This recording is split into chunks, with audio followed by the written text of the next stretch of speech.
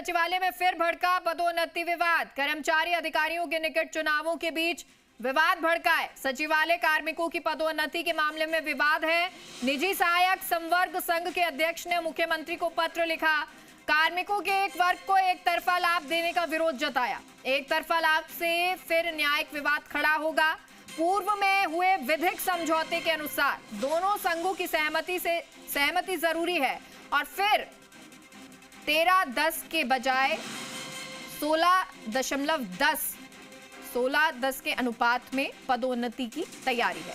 संघ ने मुख्यमंत्री को कराया अवगत।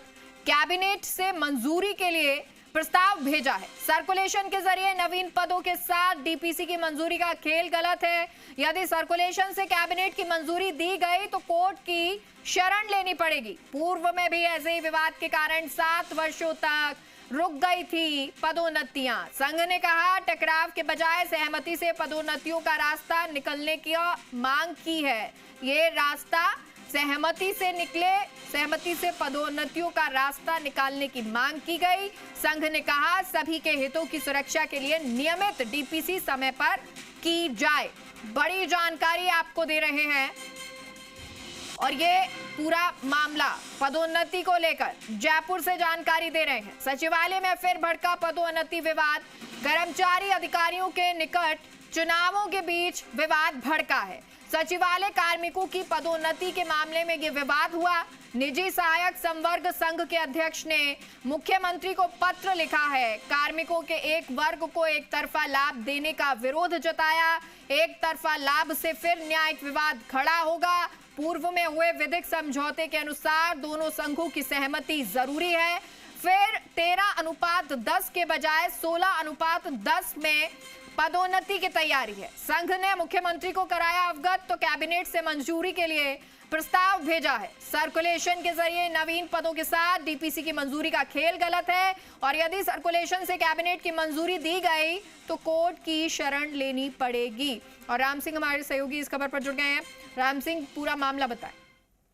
देखिए, ये सचिवालय में जो पदोन्नति को लेकर के जो मामला है अचानक सुर्खियों में इसलिए आया है क्योंकि निकट अभी चुनाव है कर्मचारियों के और उसको लेकर के लिपिक जो वर्ग है और निजी सहायक संवर्ग है उन दोनों में विवाद गहरा गया है और कैबिनेट में इसकी मोहर लगाने की तैयारी है। जो ही ये जानकारी मिली निजी सहायक संवर्ग को तो उन्होंने विरोध जताते हुए ज्ञापन दिया है कि नियमित रूप से डीपीसी होनी चाहिए। नवीन पदों के साथ करने से नहीं तो पदोन्नति इसमें विवाद गहराएगा और 16-10 के बजाय 13-10 के अनुपात में पदोन्नति की जाए। और दोनों संघ में आपस में ठन गई है और उनका ये भी कहना है कि यदि कैबिनेट अगर इसको मोहर लगाती है तो ये मामला न्यायालय में चल जाएगा, जो कि पहले भी 7 सालों तक पदोन्नतियां रुकी रही थी।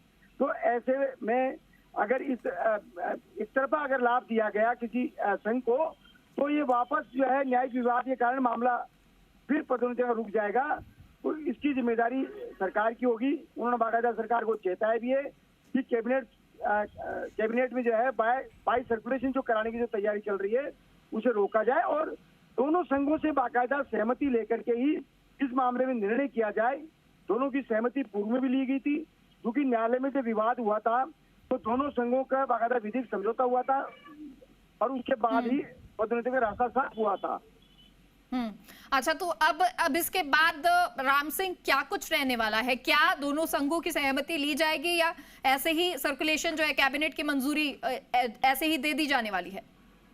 देखिए, अब सरकार पर निर्भर है। हालांकि उन्होंने विरोध जता दिया और मुख्यमंत्री भजनलाल शर्मा को ज्ञापन भी भेजा है कि इसमें जल्दबाजी करने के बजाय दोनों जो संघ है सचिवालय के उनकी सहमति ली जाए, उसके बाद में ही इसका नियमित इसमें डिसीजन किया जाए।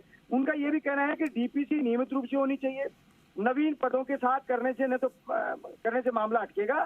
जो नियमों के तहत जो डीपीसी होती है वही की जाए और इसमें यदि अगर एक तरफा लाभ दिया गया किसी संवर्ग को तो ये मामला गहराएगा और विवाद बढ़ेगा और न्यायालय में जाएगा ये। ठीक है, बहुत बहुत शुक्रिया आपका राम सिंह इस जानकारी के लिए।